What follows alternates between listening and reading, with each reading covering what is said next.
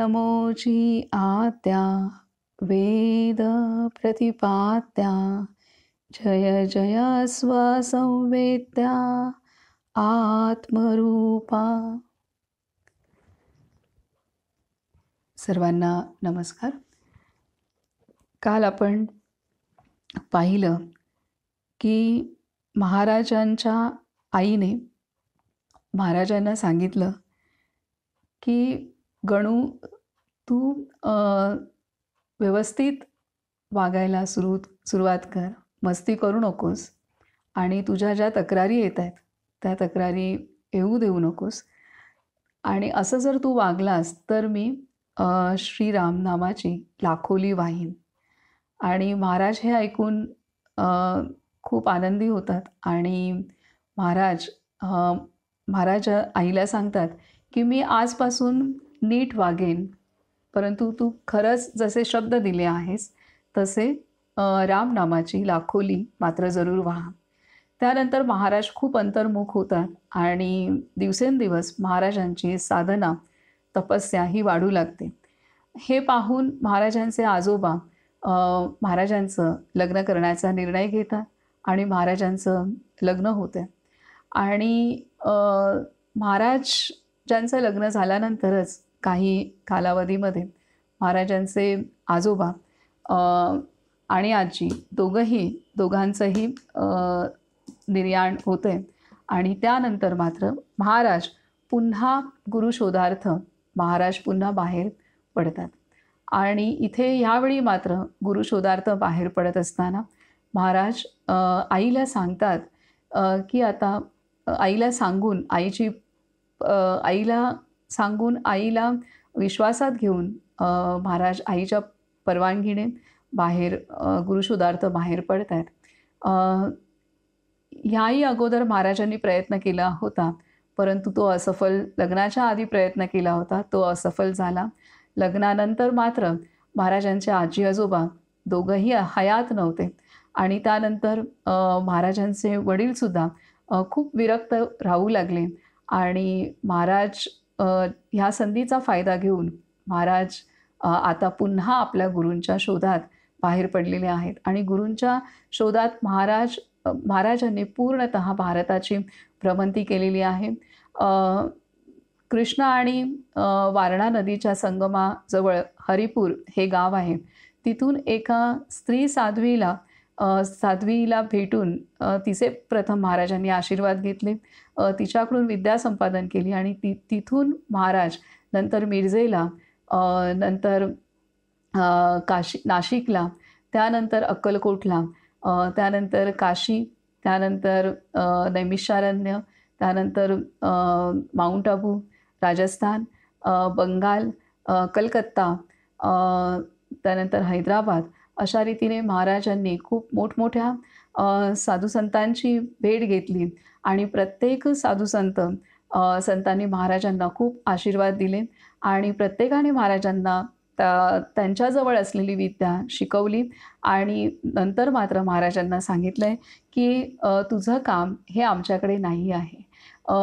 आणि खूप महाराजांना आशीर्वाद देऊन प्रत्येक साधुसंतांनी महाराजांना निरोप दिलेला आहे. अक्कलकोटचे स्वामी समर्थ महाराज तर पहाटेपासूनच महाराजांची वाट पाहत होते.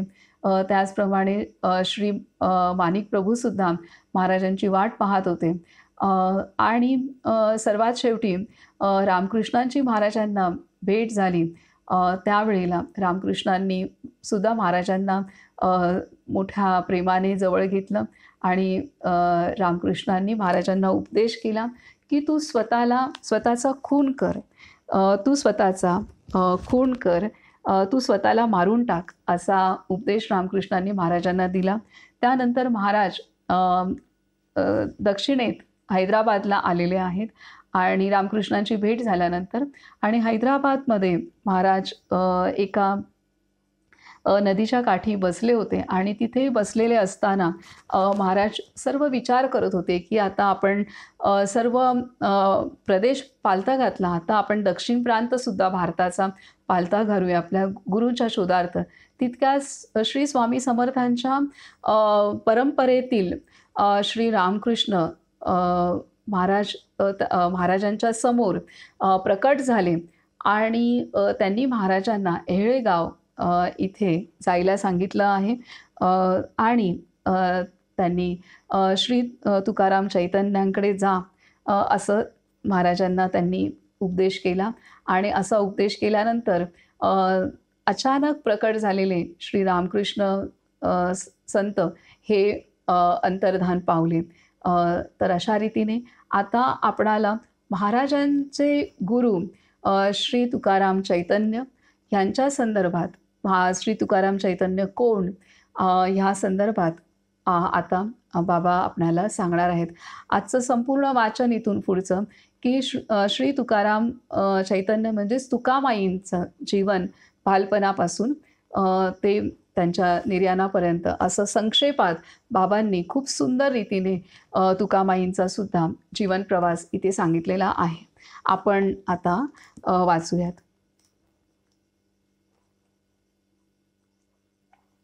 श्री गुरुकृपा. श्री गुरुकृपा. श्री तुकाराम जन्म मराठवाड्यामध्ये नांदेडपासून बऱ्याच अंतरावर आणि आकगाडीपासून बरेच आत येहळेगाव नावाचे एक लहानसे गाव आहे. मराठवाड्यामध्ये गाव आहे, नांदेडपासून बऱ्याच अंतरावर आणि आगगाडीतून बरेच आत येहळेगाव नावाचे एक लहानसे गाव आहे. येथे काशीनाथ पंत नावाचा एक यजुर्वेदी देशस्थ ब्राह्मण राहत असे. हा एक मोठा तपस्वीच होता.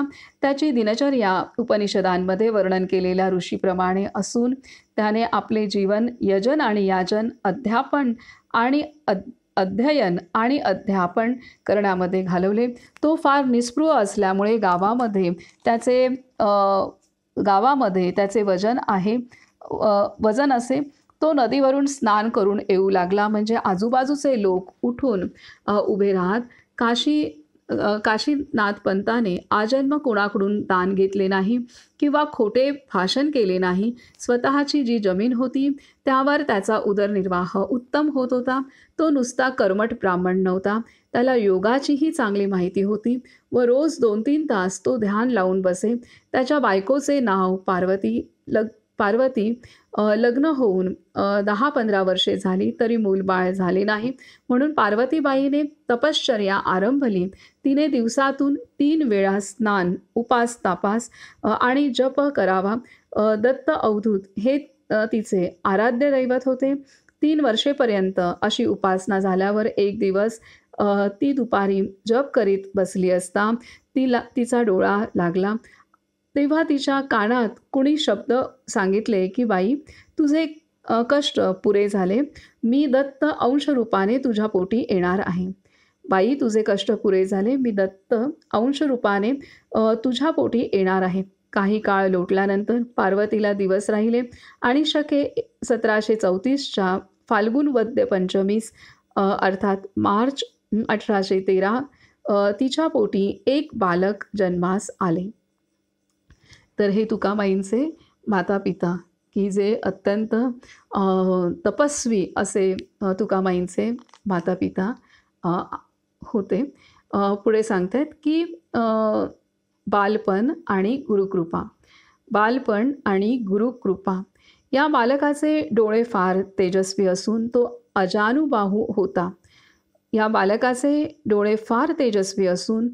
अजानुबाहू होता. त्याची जन्मवेळ फार चांगली होती. त्याचे नाव तुकाराम असे ठेवले. तुकाराम 3-4 वर्षांचे असतानाच त्याची आई गेली. काशीनाथ पंत विरक्त आणि घरामध्ये आई नाही. मग काय विचारता. श्री तुकाराम दिवसभर खेळात असायचे. कुठेतरी खावे, कुठेतरी प्यावे, रात्री पडायला घरी यावे असा त्यांचा दिवस जाई. एकदा सर्व मुले नदीवर खेळायला गेली. नदीला पाणी थोडेच होते. सर्व मुले नदीच्या पात्रामध्ये वाळून खड्डे खणून त्यात लपून बसण्याचा खेळ खेळत होती. श्री तुकारामांनी मोठा खड्डा केला होता. इतक्यात नदीला अचानक पाणी आले. बाकीची सर्व मुले पळून गेली, पण श्री तुकाराम मात्र आपल्या खड्ड्यामध्ये बसून राहिले. दिवस संपूर्ण अंधार पडला तरी मुलगा घरी आला नाही. हे पाहून काशीनाथ पंतांनी चौकशी केली. तेव्हा त्यांना कळले की श्री तुकाराम नदीमधून बाहेर आले नाहीत. ते फार घाबरले आणि आपला मुलगा बुडाला असेच त्यांना वाटले. गावच्या काही मंडळींना आणि मुलांना घेऊन ते नदीवर गेले आणि ज्या ठिकाणी श्री तुकाराम बसले होते तेथे जाऊन त्यांनी मोठ्याने हाक मारली. तत्काळ श्री तुकारामांनी ओ दिली आणि ते पाण्यामधून सुखरूप बाहेर आले. सर्व मंडळी अगदी चकित होऊन गेली. पण काशीनाथ पंतांनी मनाशी खूणगाठ बांधली की हे काम काही निराळेच आहे. घरी आल्यावर त्यांनी विचारले, बाळ, तुला पाण्याची भीती वाटली नाही का? तुझा जीव गुदमरला नाही का? त्या 5 वर्षांच्या मुलाने उत्तर दिले, नाही दादा, मी तेथे आनंदात होतो. प्राणनिरोध केल्यामुळे पाण्याचे भय वाटले नाही. श्री तुकाराम 12-13 वर्षांचे असताना एकदा त्यांनी वडिलांना विचारले, दादा, तुम्ही रोज डोळे झाकून बसता तेव्हा काय करता? काशीनाथ पंत म्हणाले, मी माझ्या गुरूंचे ध्यान करतो. यावर श्री तुकाराम बोलले, पण दादा, गुरूंचे ध्यान करायला डोळे झाकायलाच हवेत का? श्री तुकाराम आता वयात आले होते. त्यांचे खाणेपिणे यथातथाच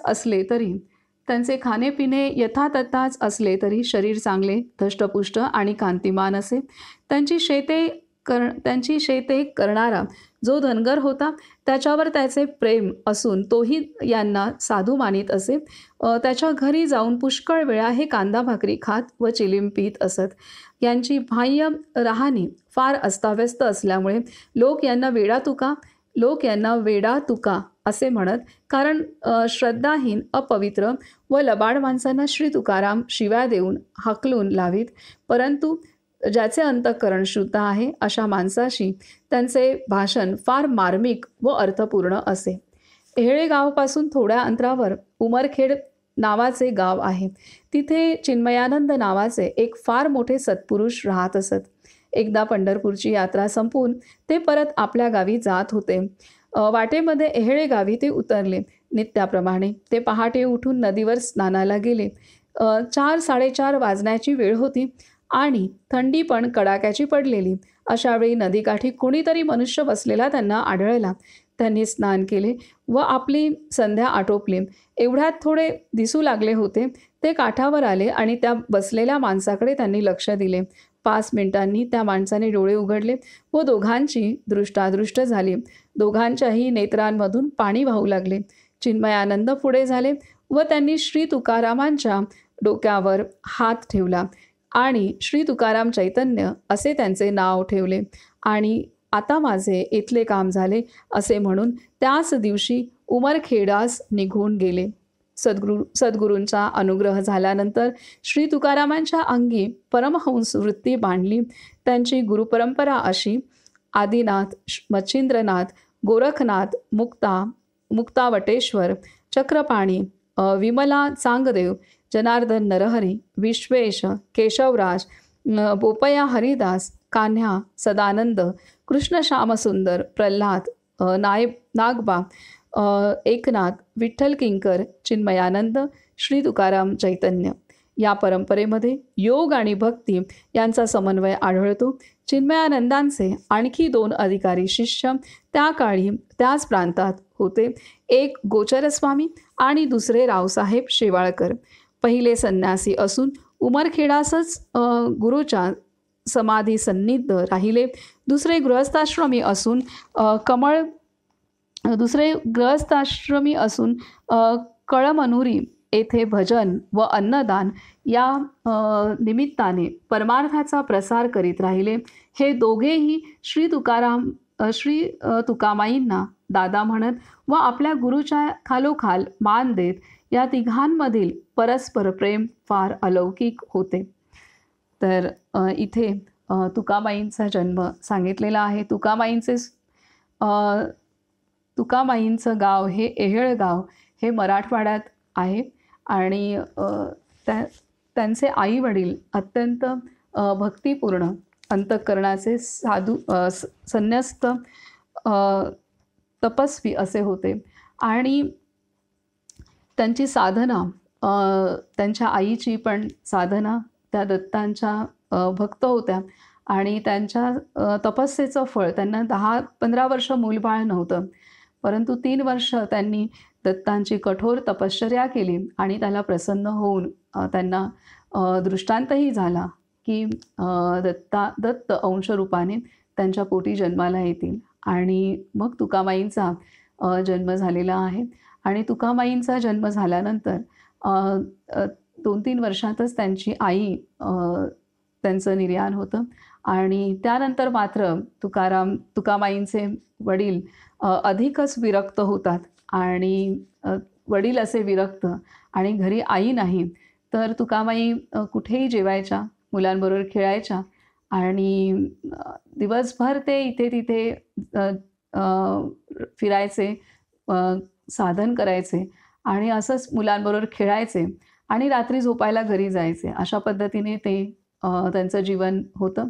आणि इथे ते सांगत आहेत की अ, तुकामाई जेव्हा लहान होते, त्यावेळेला अगदी 5 वर्षांचे असतील हे, तर त्यावेळेला ते मुलांबरोबर नदीकिनारी खेळायला गेले आणि तिथे वाळू केलेली आहे आणि वाळू खड्डा करून मुलं तिथे खड्ड्यात बसले, खेळत होते आणि हेही त्यांनी मोठा खड्डा केला आणि ते तिथे बसले. इतक्यात नदीचं पाणी वाढलं आणि इतर मुलं निघून गेले, परंतु ते तिथेच बसून राहिलेले आहेत.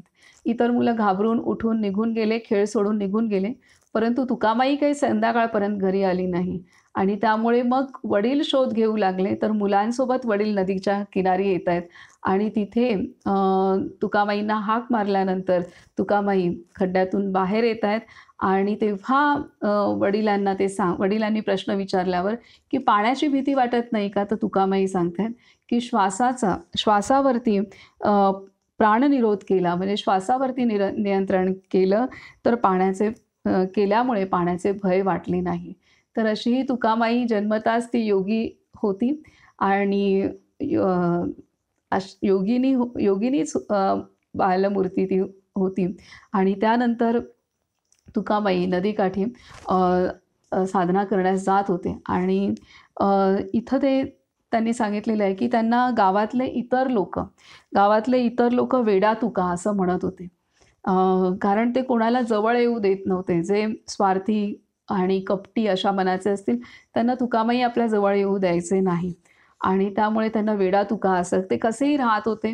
कारण घरी आई नाही आहे, लहान मूल ते शेवटी आणि परंतु आणि आपल्याच आत्मलीन अवस्थेमध्ये ते सदैव असल्यामुळे ते कसेही राहत होते. त्यांना वेडा तुका असं गावामध्ये बोललं जायचं. तर असंच एकदा ते आणि ध्यानासाठी ते नदीकिनारी तर कायम जातच होते आणि इथे त्यांचे गुरु जे उमरखेड हे त्यांच्या गुरूंचं गाव आणि ते एहेळे गावमध्ये आले. त्यांचं नाव गुरूंचं चिन्मयानंद. ते एहेळे गावमध्ये आले आणि पहाटेच्या वेळी ते नदीवरती स्नान करून तिथे पाहत आहेत, तर तिकडे त्यांना तुकामाई भेटत आहेत आणि तुकामाईंना ते अनुग्रह देत आहेत. तर इथे तुकामाईंचा अनुग्रह चिन्मयानंदांकडून झालेला आहे आणि अनुग्रह झाल्यानंतर तुकामाईंच्या डोक्यावरती हात ठेवून तो अनुग्रह झालेला आहे. त्यामुळे शक्तिपात दीक्षाच एक प्रकारे झाली आणि त्यानंतर तुकामाई कायम परमहंस स्थितीमध्ये वावरू लागली.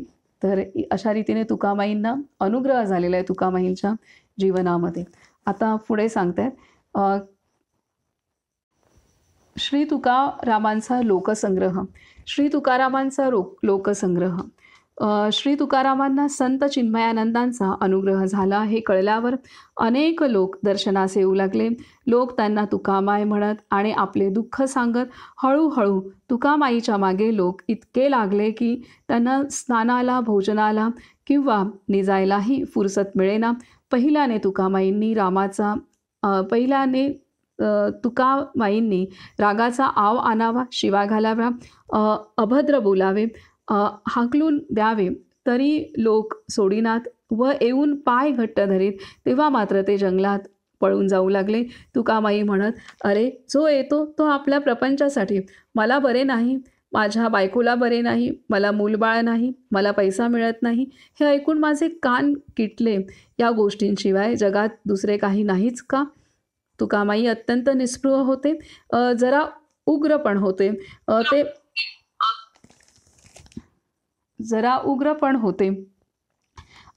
ते भारी शिव्या देत, पण वरवर कठोर दिसणारे तुकामाई अत्यंत कोमल व मृदू अंतःकरणाचे असून दुसऱ्याचे दुःख त्यांना पाहावत नसे. प्रापंचिक लोक रडत आले म्हणजे त्यांचे रडणे सहन न होऊन, "जा, तुझे काम होईल" असा आशीर्वाद देत आणि त्या माणसाचे काम मनासारखे घडून येईल. त्यांचे रोज दर्शन घेण्याचा काही लोकांचा नियम होता, पण ते रानामध्ये निघून गेलेले असले म्हणजे त्या लोकांना त्रास होईल. अशा वेळी ज्याची निष्ठा खरी व प्रामाणिक असे त्याला ते आपण होऊन दर्शन द्यायचे. तुकामाईंच्या जवळ नेहमी एक रिकामी चिलीम असे. तिच्यामध्ये कधी ना तंबाखू ना अग्नी, पण जय गुरु म्हणून मोठ्याने त्यांनी झुरका मारला की तिच्यामधून ज्वाला निघायच्या. त्यांच्यापाशी टिट्या आणि गण्या असे 2 कुत्रे होते. परस्परांचे एकमेकांवर विलक्षण प्रेम असे. तुकामाईने खायला घातल्यापासून ते कुत्रे कधी खात नसत. गण्या मेला तेव्हा स्वतःच्या हाताने तुकामाईने त्याला अग्नी दिला. तुकामाईंच्याकडून अनुग्रह मिळण्यास फार कष्ट पडत. त्यांच्या कसोटीला उतरणे अति कठीण गोष्ट असल्याने त्यांचे 4-5च खरे शिष्य झाले. एहळे गावमधील 3-4 पुरुष यांच्या अंतरंगातले होते. बाबा नागरे नावाचा कुणबी होता. तुकामाईजवळ तो अहोरात्र असे. बाहेरून त्याच्यावर शिट्ट्यांचा भडीमार व्हायचा, पण आतमध्ये त्याच्यावर इतके प्रेम असे की शिव्यांचा भडीमार व्हायचा, पण आतमध्ये त्याच्यावर इतके प्रेम असे की त्याच्याशिवाय घास गिळत नसे. सध्याच्या मठाची जागा बाबा नागऱ्याचीच. त्याला त्रिकाल ज्ञानाची देणगी तुकामाईंनी दिली होती. भुजंग नावाचा एक इसम असाच एकनिष्ठ भक्त होता. तुकामाईची चिलीम घेऊन तो नेहमी उभा असे. दत्ताराम नावाचा आणखी एक मोठा भक्त होता. तुकामाईला तो रात्रंदिवस एखाद्या लहान मुलाप्रमाणे सांभाळी. ते रागावले तरी आपण शांत राहून आपले म्हणणे त्यांना ऐकायला लावी. ते त्याला शिव्या देऊ लागले म्हणजे तोही त्यांच्यावर ओरडे व आपले त्यांना ऐकायला लावी. एकदा तुकामाईला जोराचा अतिसार झाला. रोज 40-50 जुलाब होऊ लागले. देहाचे भान नसल्यामुळे ते ज्या अवस्थेत असत तेथे शौचाला होई. परंतु दत्तारामने त्यांचे कपडे बदलून त्यांना स्वच्छ करावे, ते कपडे स्वतः धुवावे, अशी त्याने मनापासून सेवा केली. तुकामाईने त्याला योगामध्ये निष्णात केले. शेषराव माजलगावकर नावाच्या गृहस्थाला मूलबाळ होत नव्हते, म्हणून तो आपल्या बायकोला घेऊन तुकामाईजवळ सेवेसाठी राहिला. तुकामाई बोलले, तुला संतती होईल, पण पहिले फळ मला अर्पण करशील काय? शेषराव म्हणाले, हो, जरूर देईन. काही दिवसांनंतर त्यांना पहिला मुलगा झाला आणि तो त्यांनी खरोखरीच मठाला वाहून टाकला. हा मुलगा मठाची उत्तम रीतीने व्यवस्था पाहतो. मारुती नावाचा एक शिष्य रोज तुकामाईला 1000 बिल्वपत्रे वाहत असे. त्यांना बेल वाहिल्या वाचून अन्न घ्यायचे नाही. तुकामाईंना बेल वाहिल्यापासून अन्न घ्यायचे नाही असा त्याचा निर्धार होता. पण बरेच वेळा हे गावात नसायचे. त्यांना शोधण्यासाठी मारुती डोंगरात, रानात, मळ्यात, शेतात, नदीवर, विहिरीवर, देवळात, धनगराच्या घरी भटकत फिरायचा. शेवटी तो कंटाळून थकला आणि बसला की हे कुठून तरी यायचे आणि आण तुझा बेल असे म्हणून त्याच्या पाठीवरून हात फिरवायचे. तुकामाईंनी मारुतीला एकदा विचारले, मारुत्या, तुझी काय इच्छा शिल्लक उरली आहे? मारुती बोलला, तुकामाई, तुमच्या मांडीवर मरण यावे एवढे शिल्लक उरले आहे. तुकामाई बोलले, जा, तसे होईल. 1 महिन्यानंतर मारुतीला ताप आला. औषध पाणी करून गुण येईना. 8व्या दिवशी रात्री तुकामाई त्याच्या घरी गेले. त्याचे डोके आपल्या मांडीवर घेतले आणि त्याच्या तोंडात तीर्थ घालून त्याला राम राम म्हण असे बोलले. राम राम म्हणण्याच्या ऐवजी मारुती तुकाराम तुकाराम म्हणत शांतपणे स्वर्गवासी झाला. मारुतीचे पुढचे सर्व संस्कार स्वतः तुकामाईने केले. इंगोलीला वामनराव नावाचा मोठा सावकार होता. त्याला त्याच्याच कुळातला एक पुरुष संमत होऊन लागला होता. महिनाभर वामनरावाला अन्न धड खाता येत नसे. तो एहळे गावला येऊन तुकामाईजवळ राहिला. लाकडे फोडणे, पाणी भरणे, जमीन सारवणे ही कामे त्याने 5 वर्षेपर्यंत केली. नंतर एके दिवशी तुकामाईने त्याच्या मुस्काटात भडकावली. त्याबरोबर तो संबंध नाहीसा झाला. वामनराव आपल्या घरी जाऊन आपले व्यवहार करू लागला. एके दिवशी तुकामाई येहळे गावाहून तातडीने निघाले आणि इंगोलीस वामनरावाकडे आले. त्यांचा अंतकाळ जवळ आला होता. 2 दिवस पोट दुखण्याचे निमित्त होऊन वामनरावाने तुकामाईच्या मांडीवर देह ठेवला. त्यांनी त्याच्या मुलाकडून त्याचा अंत्यसंस्कार नीट करविला. पण तिसऱ्या दिवशी अगदी पहाटे स्वतः तुकामाई एकटे स्मशानात गेले आणि वामनरावाच्या अस्थी गोळा करीत बसले.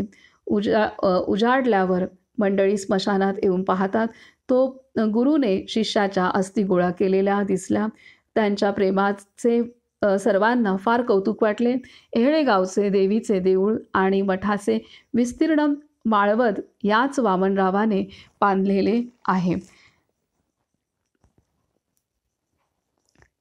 तर इथे तुकामाईंनी कसं कार्य केलं आणि त्या संदर्भात इथे त्यांच्या भक्तांच्या एक अनुभूती सांगितल्या जात आहेत. आता संबंध म्हणजे जे अतृप्त जीव असतात की ते कायाप्रवेश करतात, त्या पद्धतीने त्यांना वामनरावांना त्यांच्या जवळच्याच एका अतृप्त त्याने त्रास द्यायला सुरुवात केली होती आणि त्यामुळे ते वामनराव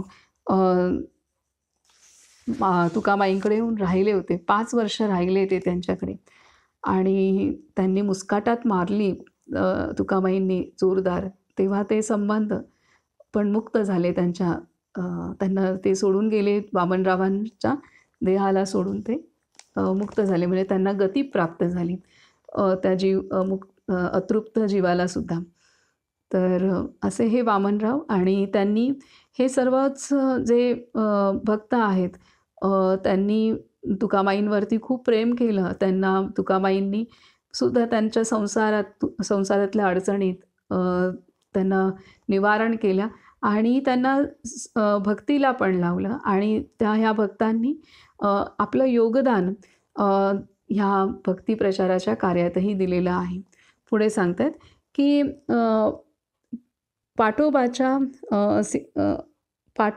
पाटोद्याच्या सीतारामपंत नावाच्या गृहस्थाचा बापू नावाचा मुलगा होता. बापू मातापूरच्या देवीच्या दर्शनास चालला होता.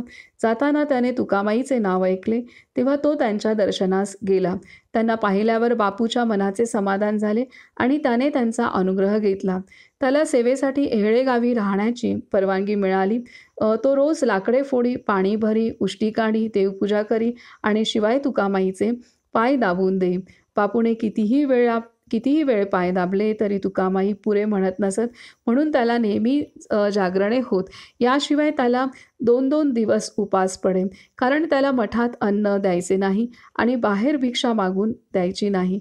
पण त्या बहादराने पूर्ण 12 वर्षे अशी सेवा केल्यावर एक दिवस तुकामाई प्रसन्न झाले. बापू देवपूजा करीत बसला होता. तेथे जाऊन तुकामाईने त्याच्या डोक्यात काठी मारली. तो बेशुद्ध पडला, पण ती बेशुद्धी नसून समाधी होती. त्या दिवसापासून त्याची अवस्थाच बदलली व तुकामाईचे नुसते नाव काढले की त्याच्या डोळ्याला अश्रुधारा लागत. काही दिवस गेल्यावर तुकामाईने बापूला जवळ बोलावले आणि आपण आता जाणार असे सांगून पुढची व्यवस्था आखून दिली. बापूच्याच मांडीवर तुकामाईने देह ठेवला. ते देहात असताना कृपापात्र झालेला बापू हा शेवटचा शिष्य होय. अगदी शिष्याच्या अस्थी सुद्धा महाराज त्यांच्या निर्याणानंतर अग्निसंस्कारानंतर स्वतः गोळा काय करत आहेत आणि आपल्या शिष्याच्या मांडीवरती तुकामाईंनी आपलं प्राणसुद्धा त्यागलेला आहे. तर अशा रीतीने किती प्रेमळ होते आणि ते अवधूत अवस्थेत म्हणजे ते सदैव परमहंस स्थितीत असलेले योगी आणि तपस्वी होते तुकामाई. आणि भक्तांनी पण त्यांची काळजी घेतली आणि त्यांनीही भक्तांना प्रेम दिलेलं आहे. इतकं की ते आपल्या भक्ताच्याच मांडीवरती त्यांनी शेवटचे प्राणसुद्धा सोडलेले आहेत. आणि त्या भक्ताला अ, आणि तो भक्त त्यांचा किंवा तो शिष्य त्यांचा शेवटचा शिष्य होता आणि त्या शिष्याला त्यांनी आपल्याजवळ ठेवून त्यालासुद्धा त्यांनी पूर्णतः अ, खूप मोठी अवस्था प्राप्त करून देण्यास समाधी अवस्था आपण म्हणू शकतो, की त्यांनी त्याच्या डोक्यामध्ये काठी मारली जेव्हा तो पूजा करत होता तेव्हा. तर त्या काठीच्या आघातातून त्या स्पर्शातून त्यांनी त्याची आध्यात्मिक प्रगती होईल याचीच व्यवस्था पूर्ण केली होती आणि त्याला ती समाधी अवस्थाच त्यांनी दिली होती. आणि असे तुकामाई की जे आपल्या शिष्यांना त्यांच्या साधनेमध्ये अ, पूर्ण अ, योगी अवस्था प्राप्त करून देण्यासाठी मदतही करत होते आणि शिष्यसुद्धा त्यांचा सांभाळ करत होते. पुढे सांगतायत की वात्रट व टवाळ लोकांशी आणि प्रापंचिक इच्छा पूर्ण करून घेऊ पाहणाऱ्या लोकांशी तुकामाई पिशाच्च वृत्तीने वागत ही गोष्ट खरी, परंतु खऱ्या जिज्ञासूबरोबर ते फार प्रेमळपणाने वागत. त्यांचे बोलणे फार गूढ असे, पण ज्याच्यासाठी ते असे त्याला ते बरोबर आकलन होईल. ज्याचा त्याचा अधिकार पाहून ते योग किंवा भक्ती किंवा दानधर्म किंवा तीर्थयात्रा करायला सांगत, तरी सर्वसाधारणपणे भगवंताचे नामस्मरण करा आणि त्याला शरण जा, त्याच्यावर विश्वास ठेवा, हेच त्यांचे पुन्हा पुन्हा सांगणे असे.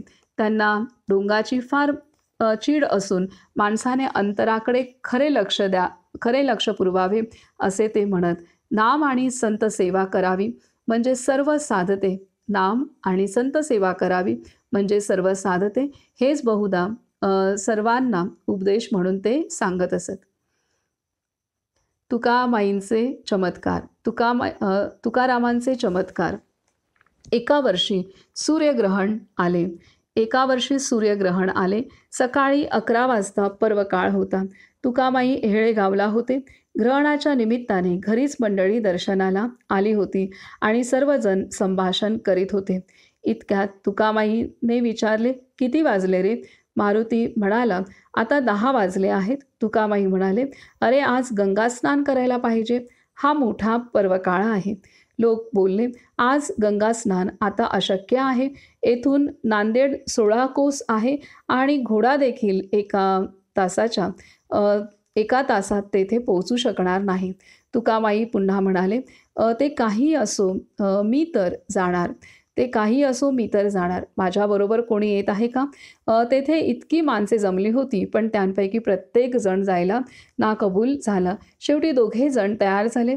तुकामाईने त्या दोघांना खोलीत घेतले, दार बंद केले आणि त्यांचे डोळे झाकले. एका क्षणात ते 3घे जण नांदेडला गोदातटी उभे राहिले. तिघांनीही स्नान केले आणि ओळखीच्या 5-25 लोकांना भेटून पुन्हा डोळे झाकले की एहळे गावाला परत आले. खोलीचे दार उघडले तेव्हा 3घेही पाण्याने निथळत होते.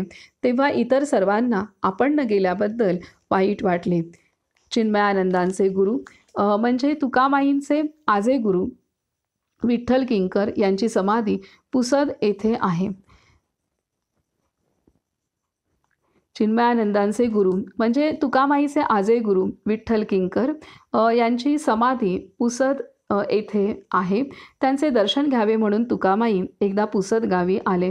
हे तेथे आले आहेत असे कळल्यावर आजूबाजूच्या 5-50 गावांमधील लोक दर्शनासाठी आले. 2-3 दिवसानंतर गर्दी अतोनात वाढली. त्यावेळी तेथील पोलीस इन्स्पेक्टरने यात्रा आवरण्यासाठी पोलीस बंदोबस्त ठेवला. तुकामाईचा मुक्काम नरसिंहाच्या मंदिरामध्ये होता. तेथे लोकांची रेटारेटी इतकी वाढली की पोलिसांना ती अनावर झाली आणि त्यांनी मंदिराची दारे बंद करून टाकली. तुकामाईंना ही गोष्ट कळली तेव्हा ते बोलले, व्हा रे इंग्रजांची व्यवस्था. हेळेगाव निजामीत तर पुसद तालुका इंग्रजी हद्दीत होता. आता इथे त्यावेळेला इंग्रजांची व्यवस्था होती. तुकामाईंचे दर्शन घ्यायला खूप गर्दी जमलेली आहे. तर इंग्रजांनी ते मंदिरच बंद केलं म्हणजे जास्त गर्दी वाढू नये यासाठी. तर तुकामाई म्हणतात की वा रे इंग्रजांची व्यवस्था असे बोलून ते नदीच्या वाळवंटावर प्रगट झाले. ते सर्व लोकांना मनसोक्त दर्शन मिळाले. पुसदला 8 दिवस राहून आपल्या आजे गुरूंचे दर्शन घेऊन तुकामाईंची स्वारी येळेगाववरून येळेगावला परत येण्यास निघाली.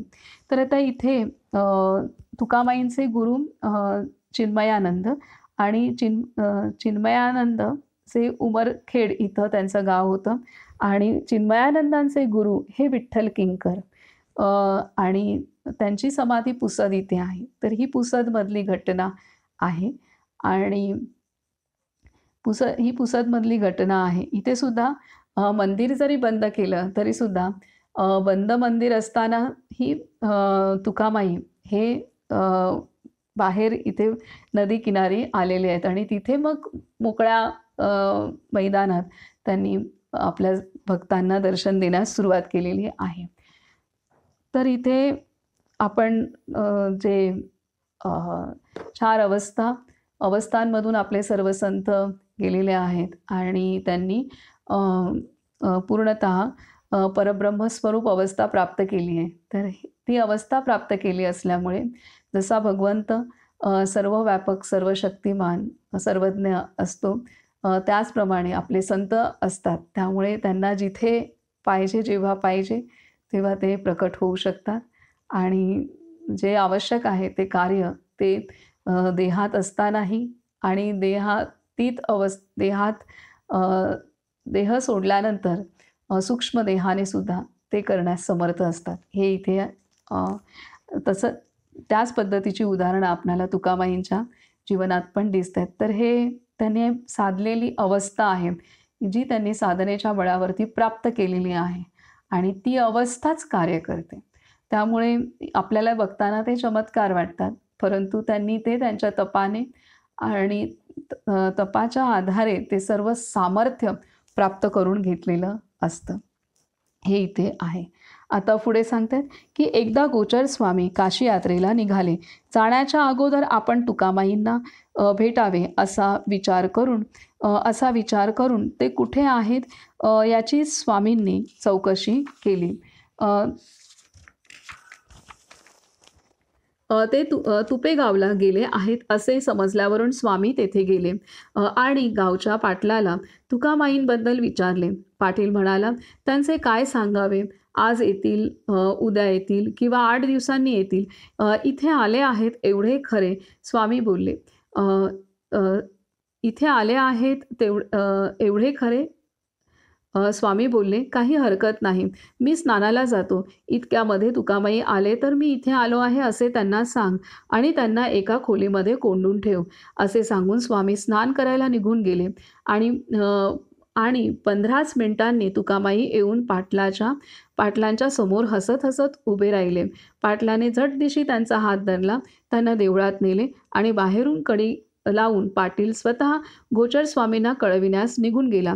तुकामाई आले आहेत हे ऐकून स्वामींना फार आनंद झाला आणि आपली सर्व मंडळी बरोबर घेऊन ते लगेच दर्शनासाठी आले.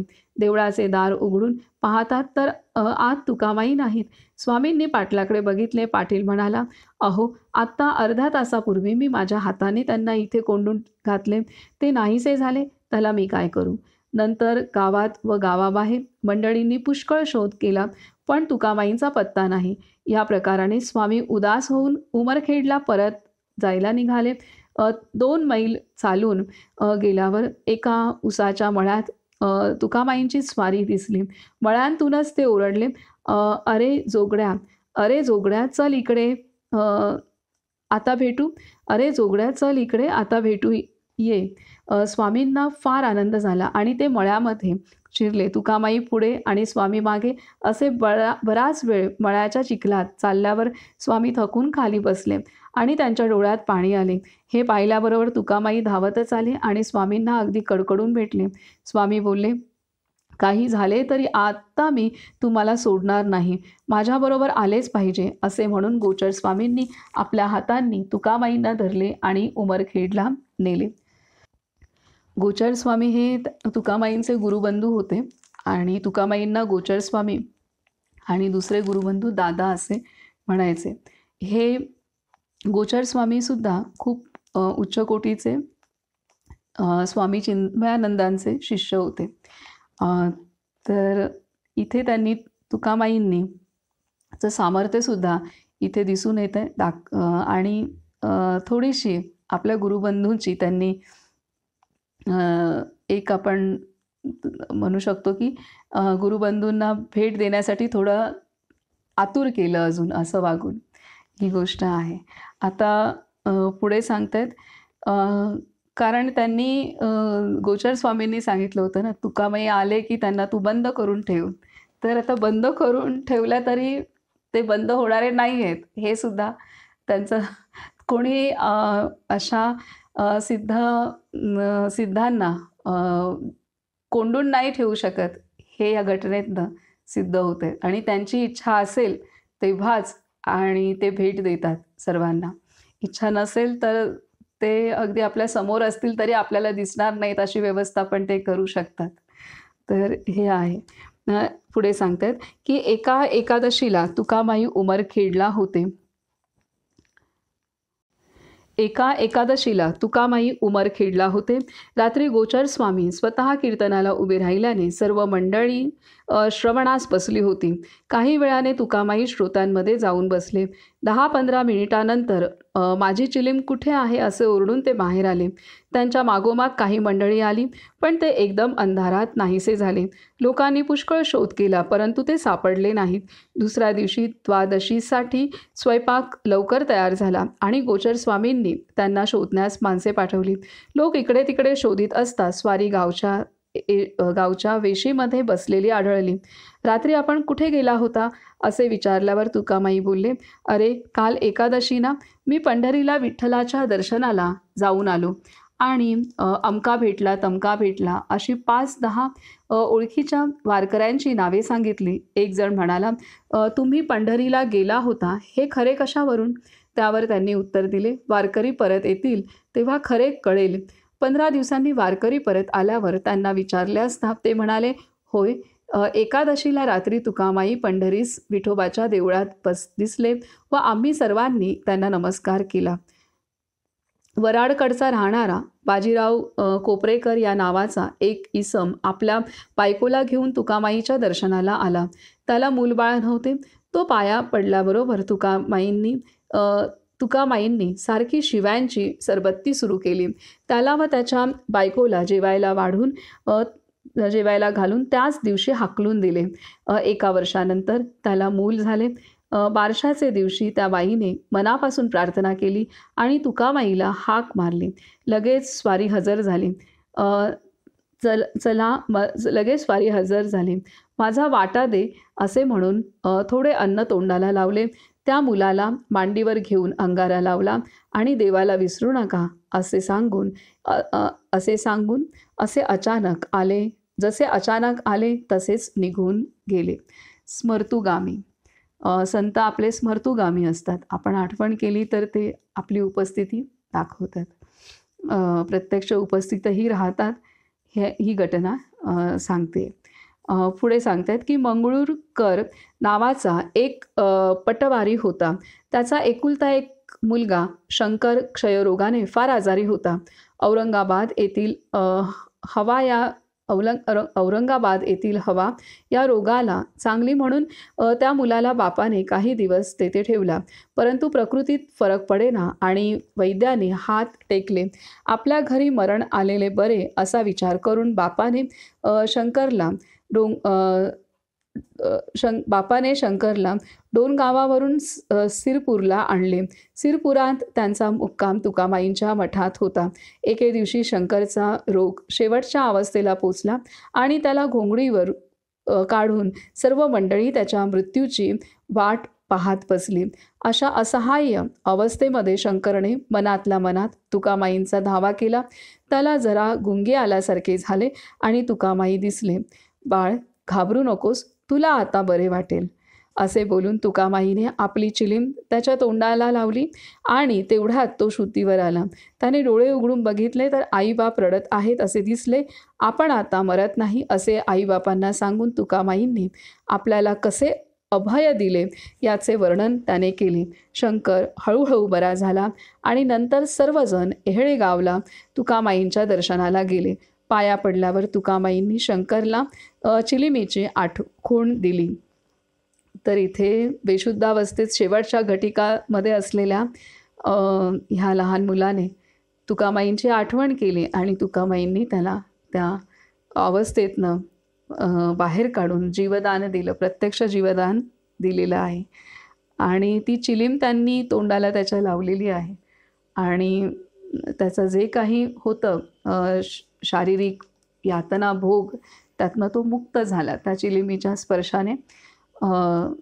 हे इथे आहे. आणि जेव्हा नंतर तुकामाईंच्या दर्शनाला गेल्यानंतर तुकामाई चिलिमीची आठवण करून पण देत आहेत. खूप म्हणजे हे प्रत्यक्ष जे त्याने अनुभवलेलं आहे ते सत्य आहे. ते तिथे आलेले होते आणि त्यांनी प्रत्यक्षात त्या चिलिमीचा स्पर्श केला, म्हणजे त्यांचा स्पर्श त्यांनी केलेला आहे त्या मुलाला.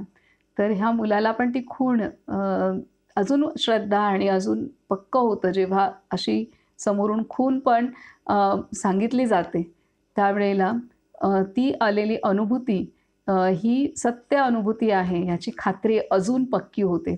हे इथे आहे. एकदा तुकामाई स्वस्तपणे बोलत बसले होते.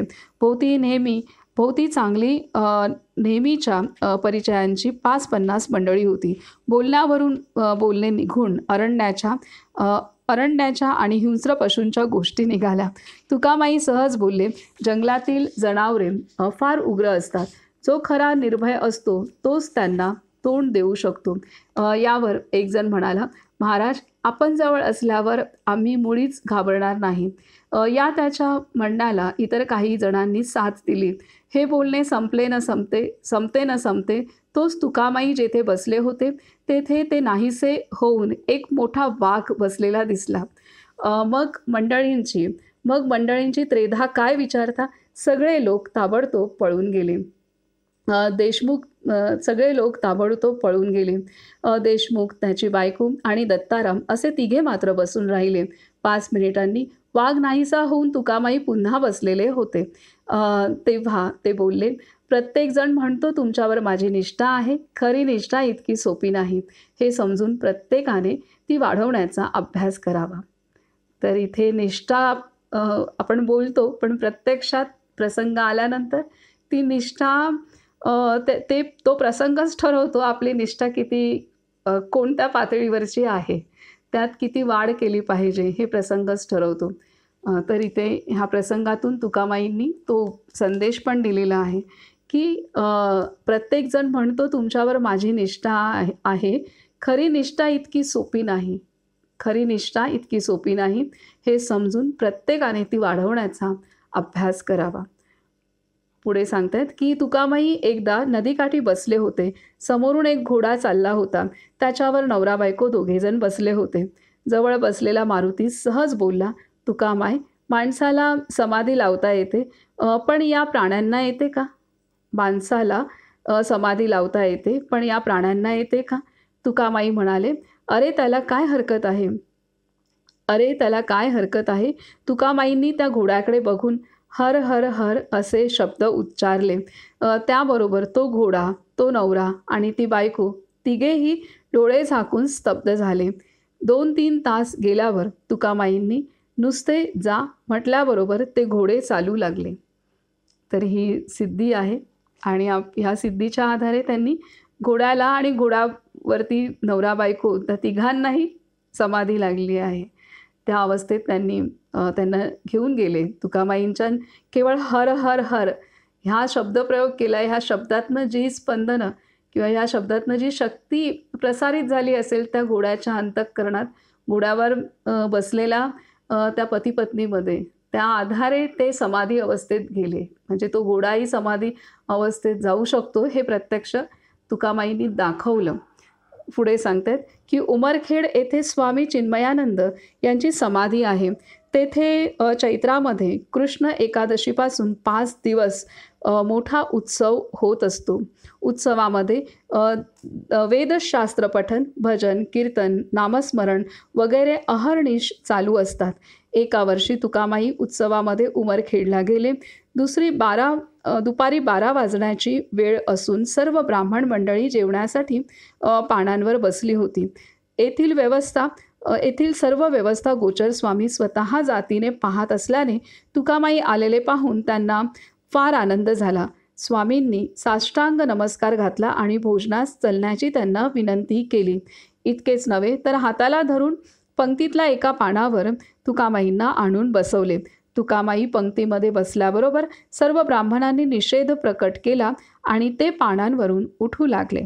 ही गडबड पाहून तुकामाई चट दिशी उठले आणि मंडपातून नाहीसे झाले. ते निघून गेल्यावर मंडळी पुन्हा आपापल्या पानावर बसली आणि सर्वांनी त्रिसुपर्ण म्हणण्यास आरंभ केला. 5-1 मिनिटे गेली असतील तोच सर्व अन्नाला पाणी सुटू लागले आणि पानांवर वाढलेल्या अन्नामध्ये किडे दिसायला लागले. जिकडे तिकडे गडबड उडून गेली. काय झाले आहे हे कोणासच कळेना. हा प्रकार गोचर स्वामींच्या कानांवर गेल्यावर ते बोलले, बरोबर आहे. एवढ्या थोर ब्राह्मण ज्ञानी पुरुषाचा अपमान झाल्यावर असेच काहीतरी व्हायचे. कोणीतरी जा आणि तुकामाईला शोधून घेऊन या, म्हणजे हे संकट टळेल. इकडे तुकामाई मंडपातून जे निघाले ते सरळ एका जैनाच्या घरी गेले. हा जैन चिन्मयानंदांचा शिष्य असून अध्यात्मामध्ये मोठा अधिकारी पुरुष होता. मठामधील मंडळी शोध करीत तेथे आली तेव्हा तुकामाई आणि तो जैन आनंदाने कांदा भाकरी खात बसले होते. मठामध्ये घडलेला प्रकार मंडळींनी तुकामाईंना सांगितला आणि तिकडे चालण्याची मोठ्या काकुळतीने विनंती केली.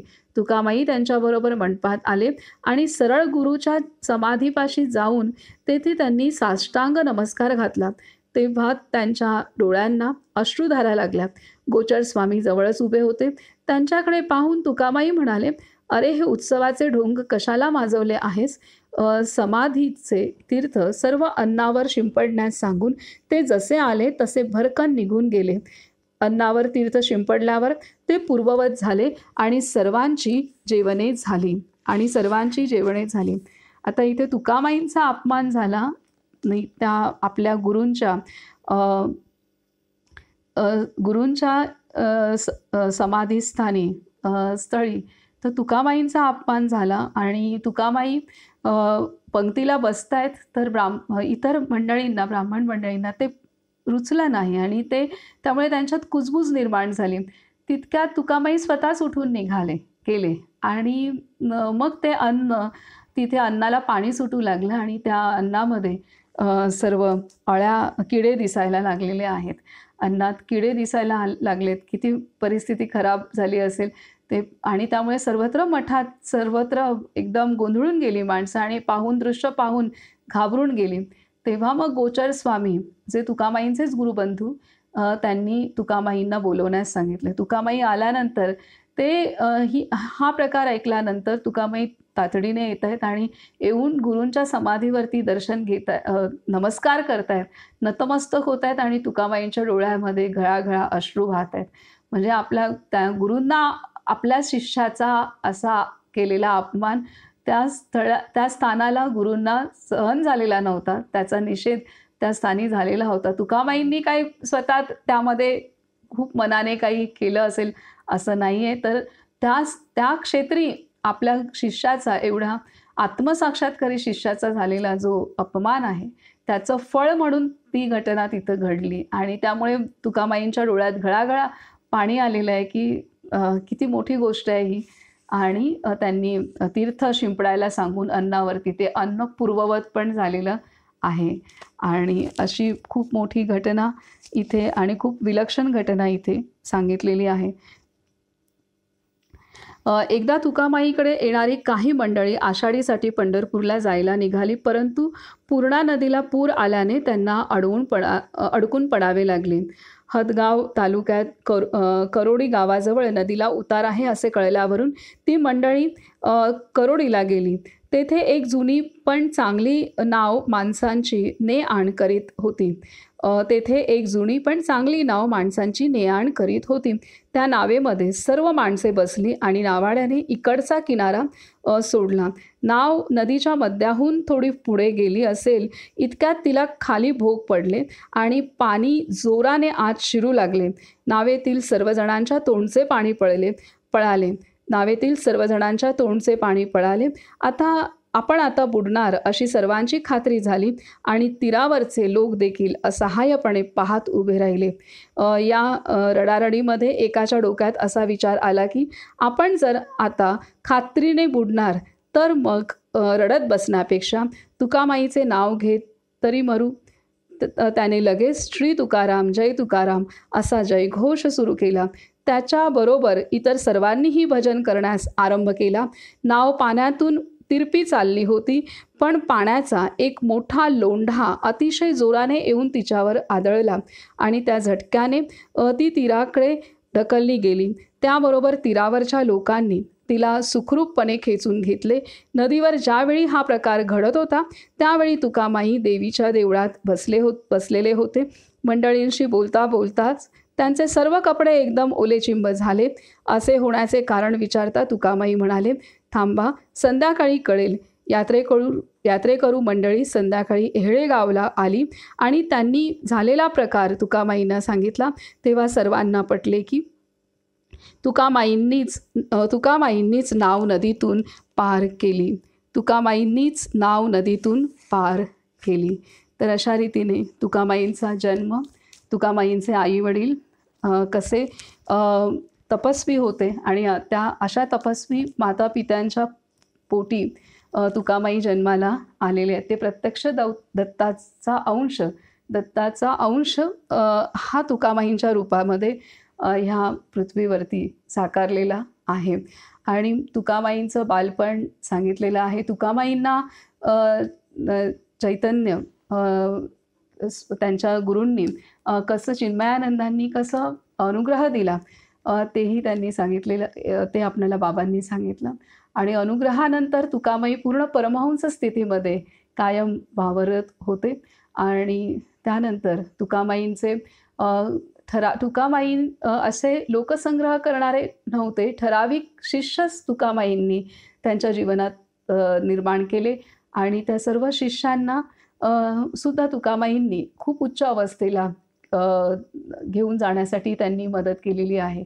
त्या संदर्भात आपणाला सांगितले काही शिष्यांचं अनुभूती आणि त्यांचे चमत्कार. तुकामाईंचं सामर्थ्य ह्या चमत्कारातून आपणाला दिसते. ते चमत्कार नसून तुकामाईंचं सामर्थ्य हे त्यांनी सर्वांना ह्या प्रसंगातून आपल्याला शिकायला मिळते. आपल्या सर्वच संतांचं असं सामर्थ्य असतं आणि त्यांनी कमावलेली ती साधना आहे, ती अवस्था आहे आणि ती सर्वांना मदत करत असते. आणि त्याच सामर्थ्याच्या आधारे तुकामाई देवीच्या मंदिरात बसलेले असताना तुकामाईंना दिसतं आहे की तिथे नदीच्या मध्यभागात आपले भक्त मंडळी आलेले आहेत आणि त्या नावेला भोग पडले आणि पाणी जोराने आतमध्ये येते आणि आपल्याला मदतीसाठी आपला धावा करत आहेत. आपलं नामस्मरण चालू आहे. तर हे दूरवर असलेल्या मंदिरात बसलेल्या तुकामाईंना कळते आणि तिथे त्या भक्तांची त्या नावेला एक जोरदार धक्का बसतोय, एक जोरदार लाट येते आणि त्या धक्क्याने ती नाव किनाऱ्यापर्यंत, इतका जोरदार धक्का त्या नावेला लागतोय, ती किनाऱ्याला येते. किनाऱ्याच्या इथे पण माणसं आहेतच, त्यामुळे ती माणसंसुद्धा जी थोडी किनाऱ्याला आलेल्या नावेला खेचून बाहेर आणतायत आणि त्या माणसांची सोडवणूक होते. तर अशा रीतीने आपले संत हे केवळ प्रत्यक्षात पाण्यातूनच, नदीच्या पाण्यातून किंवा समुद्राच्या पाण्यातूनच आपणाला बाहेर काढत नाहीत, तर संतांनी जे दिलेलं नाम आहे त्या नामाच्या आधारे आपणाला आपले संत ह्या भवसागरातून, भवनदीतून पार करण्यास मदत करतात. इथं आपण थांबूयात आणि महाराजांचं आवडतं नामस्मरण आपण करूयात.